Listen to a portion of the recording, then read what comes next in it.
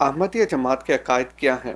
احمدیہ جماعت بنیادی طور پر تمام اسلامی عقائد کے قائل ہے۔ مثلاً 6 ارکان ایمان: اللہ، ملائکہ، کتب، رسولوں، یوم آخرت اور تقدیر الہی۔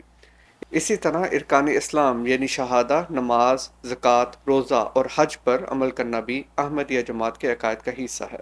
پھر فرق کیا ہے؟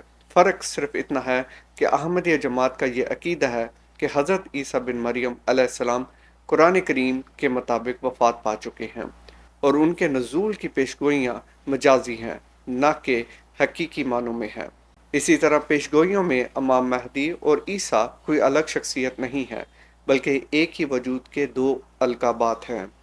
جیسا کہ سنن ابن ماجہ کی حدیث شریف میں بھی آیا ہے کہ لل مہدی الا عیسیٰ، کہ مہدی کوئی نہیں مگر عیسیٰ کے، اور وہ پیشگوئیاں جو حضرت عیسیٰ بن مریم علیہ السلام اور امام مہدی کے نزول کے بارے تھیں، وہ حضرت مرزا غلام احمد علیہ السلام کی شکل میں پوری ہو گئی ہیں، لیکن تناسخ کی شکل میں نہیں، بلکہ بروزی اور ظلی رنگ میں۔